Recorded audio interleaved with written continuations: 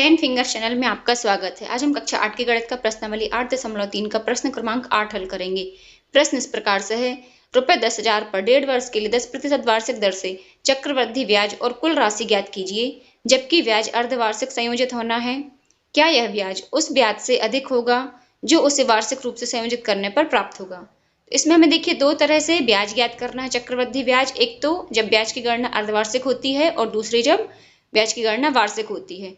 और फिर हमें बताना है कि जो अर्धवार्षिक गणना करने से जो ब्याज प्राप्त हो रहा है वो ज्यादा है।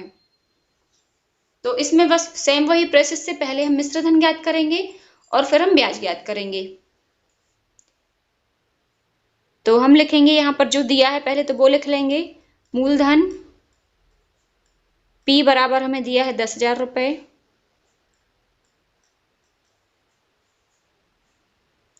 दर R बराबर दी है 10% वार्षिक। अब देखिए चूंकि ब्याज की गणना हो रही है अर्धवार्षिक, तो फिर हम दर को भी अर्धवार्षिक बना लेंगे। कैसे बनाएंगे? 10/2 कर देंगे तो आ जाएगा 5%। ये हो गई अर्धवार्षिक। अब आता है समय T। तो T दिया है 1 सही 1/2 वर्ष, 1.5 वर्ष। अब चूंकि देखिए ब्याज की गणना 6 माही हो रही है, तो एक वर्ष में 2 6 होती हैं, एक वर्ष में 12 माह होते हैं और उनको आधा आधा करेंगे तो 6 माह की 2 6 हो जाएंगी और 1.5 वर्ष में 3 6 हो जाएंगी। तो ये हो जाएगा 3 6। तो टाइम बराबर आ जाएगा 3। ऐसा भी कर सकते हैं इसको, ये हो जाएगा 2 एकम 2 और 1 3/2 और इसमें यदि हम 2 का गुणा करें तो फिर ये हमें 3 प्राप्त हो जाएगा। 2 का गुणा क्यों करेंगे? क्योंकि एक वर्ष में 2 बार ब्याज प्राप्त कर रहे हैं।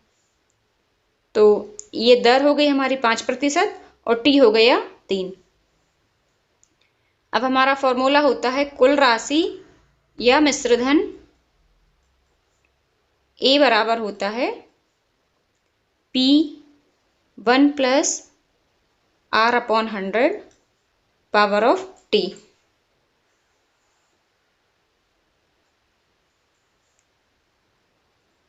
तो यहाँ पर P हम लेंगे 10,000 रुपए, 1 + R हमने 5% निकाली अभी और ये 100 है पहले से और T हो जाएगा 3। ये तो हो गया 10,000।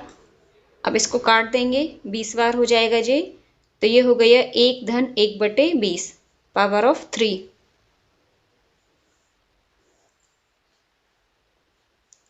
यहाँ पर A बराबर आ जाएगा 10,000। अब ये तो हो जाएगा 20 एकम 20 और 1 21, 21/20 के ऊपर 3 की घात है, तो हम इसको 3 की घात ना लगा के सीधा इसको 3 बार ही लिख दे रहे हैं। 21/20 गुणा 21/20 गुणा 21/20। अब यदि ये ब्रैकेट नहीं होता तो यहाँ पर होता गुणा का निशान, तो हम इसको यहाँ गुणा का निशान लगा दे रहे हैं।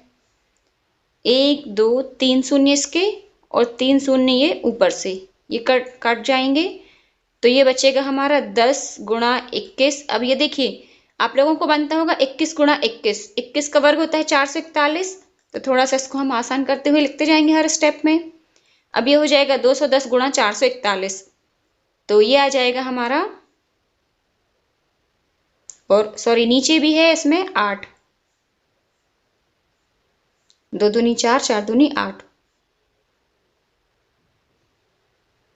इसको हम फिर से 2 से काट सकते हैं, 2 चौको 8, 2 पंचे 10। अब इन तीनों का गुणा करेंगे, 5 गुणा 21 गुणा 441, तो ये हमारा हो जाएगा 40,305 भागित 4।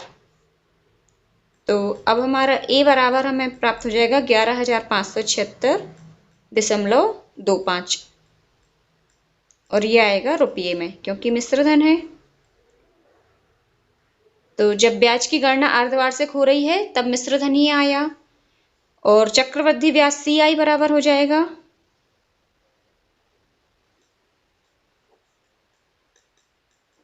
इसको इंग्लिश में बोलते हैं कंपाउंड इंटरेस्ट और इसको CI से शो करते हैं। तो CI बराबर हो जाएगा A - P।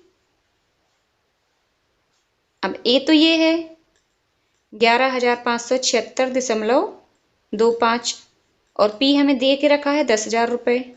तो CI आ जाएगा हमारा 1576.25 रुपये। ये आ जाएगा CI। तो ब्याज की गणना तो हमने कर ली। इसमें हमसे प्रश्न में कहा भी गया है कि चक्रवृद्धि ब्याज और कुल राशि ज्ञात कीजिए। तो हमने चक्रवृद्धि ब्याज ज्ञात कर लिया, ये है, और ये कुल राशि ज्ञात कर ली। अब हमें इसी में जब ब्याज की गणना वार्षिक होती है तब का चक्रवृद्धि ब्याज निकालना है और कुल राशि निकालना है। तो हम लिखेंगे यदि ब्याज वार्षिक संयोजित होता है तब कुल राशि।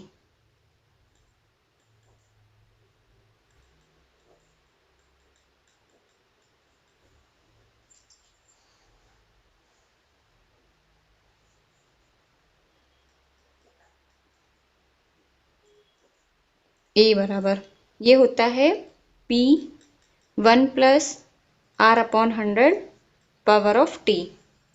तो यहाँ पर हमें P तो वही रहेगा 10,000 रुपये, और R हमारा, अब देखिए ब्याज की गणना वार्षिक हो रही है तो यहाँ पर पूरा 10% लेंगे हम, 10% वार्षिक। और T हमें दिया है 1.5 वर्ष, तो यहाँ पर हम पहले 1 वर्ष के लिए ब्याज ज्ञात करेंगे और फिर उसके बाद 6 माही के लिए हम साधारण ब्याज ज्ञात करेंगे। ऐसा क्यों कर रहे हैं? क्योंकि यहाँ देखिए ये T जो है पावर के रूप में है, घात के रूप में। अब यहाँ 1/2 की घात लगाएंगे, 3/2 की घात लगाएंगे तो ये कैसे हल होगा? इसलिए हम यहाँ पर पहले 1 की घात लगा के 1 वर्ष का निकालेंगे और फिर जो 6 माह का बचेगा वो हम सिंपल इंटरेस्ट निकालेंगे। तो A बराबर हो जाएगा 10,000 1 + R 10% लेंगे यहाँ अपॉन 100 और पावर ऑफ T यानी कि यहाँ 1 ले लेंगे हम। कुल राशि यहाँ हम ब्रैकेट में लिख सकते हैं 1 वर्ष के लिए।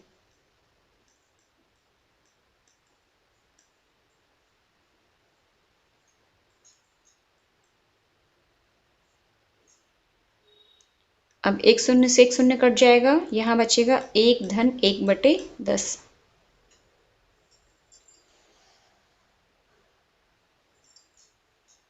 तो यहाँ पर A बराबर हमारा आ जाएगा 10,000।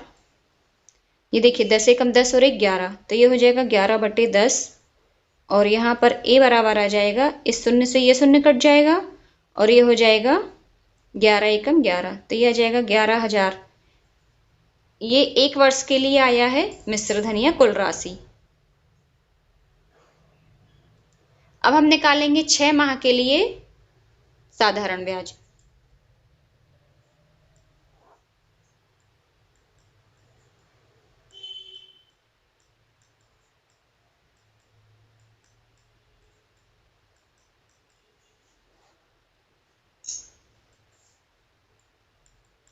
ये होता है P × R × T/100। अब देखिए यहाँ पर P चेंज हो जाएगा, P हो जाएगा हमारा 11,000। क्यों हो जाएगा? क्योंकि ये हम निकाल रहे हैं चक्रवृद्धि ब्याज।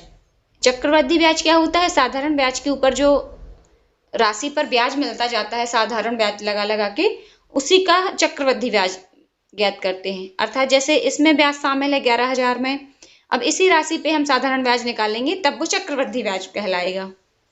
ब्याज पर ब्याज मिलता है चक्रवृद्धि ब्याज में। और R यहाँ पर रहेगी 10% और T हमारा यहाँ रहेगा 6 माह या 1/2 वर्ष। तो ये आप लोग या तो ऊपर लिख लें या साइड में लिख लें कहीं।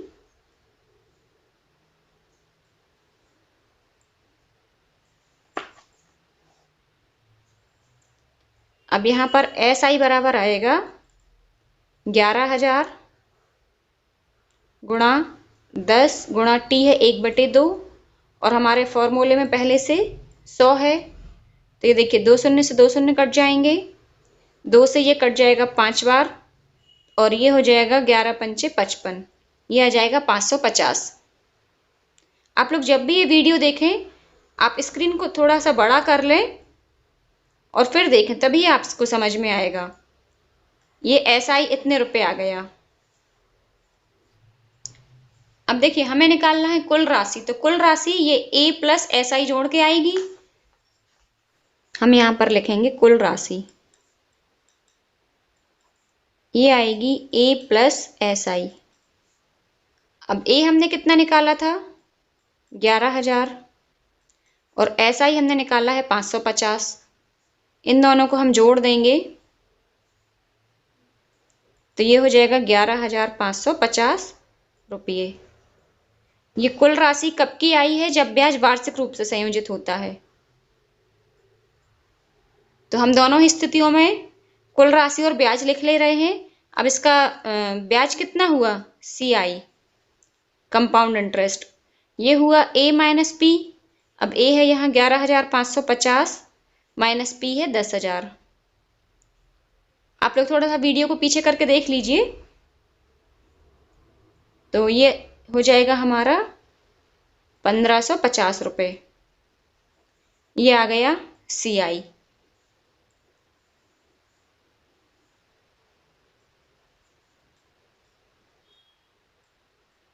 इसको हम लिख देंगे चक्रवृद्धि ब्याज।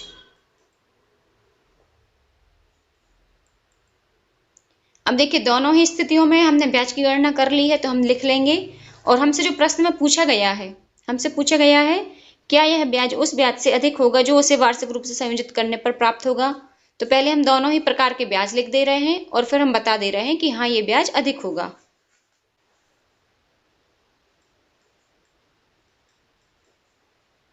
जब ब्याज अर्धवार्षिक रूप से संयोजित होता है तब CI। ये देखिए जब ब्याज अर्धवार्षिक रूप से संयोजित होना है तब हमने CI निकाला था चक्रवृद्धि ब्याज, ये आया था 1576.25 रुपये। ये हम लिख लेंगे 1576.25 रुपये। और जब ब्याज वार्षिक रूप से संयोजित होता है तब CI,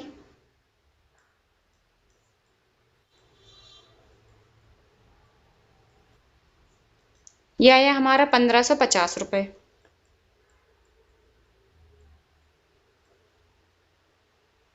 देखिए दोनों ही स्थितियों में ये वाला ब्याज ज्यादा है अर्धवार्षिक रूप से संयोजित जो हो रहा है। तो जो प्रश्न में पूछा गया है उसका उत्तर है हाँ। प्रश्न में दिया है क्या यह ब्याज उस ब्याज से अधिक होगा जो उसे वार्षिक रूप से संयोजित करने पर प्राप्त होगा। तो हम लिखेंगे हाँ यह ब्याज अधिक होगा। हम लिखेंगे हाँ चक्रवृद्धि ब्याज अधिक प्राप्त होगा यदि ब्याज का संयोजन अर्धवार्षिक होगा।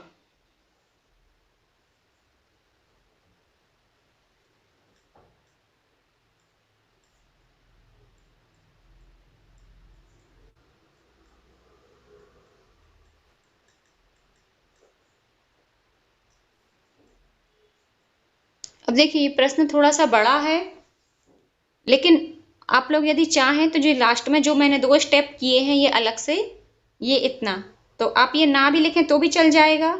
आपने ऊपर कर लिया है, आप बस ऊपर जो आपने सही सही किया है उसको भी देख के आप बता सकते हैं। ये वाली लाइन सीधे लिख सकते हैं कि हाँ चक्रवृद्धि ब्याज अधिक प्राप्त होगा। और पूरी पूरी ये लाइन आपको प्रश्न से ही देखकर लिखनी है। तो आप इसको थोड़ा सा करिए 2-3 बार, प्रैक्टिस कीजिए इसकी, तब आपको समझ में आएगा। और जब आप ये वीडियो देख रहे हैं थोड़ा थोड़ा साथ में आप लिखते भी जाइए और करते भी जाइए, तब ये क्वेश्चन बनेंगे। तो उम्मीद करती हूँ प्रश्न क्रमांक 8 आपको समझ में आ गया होगा।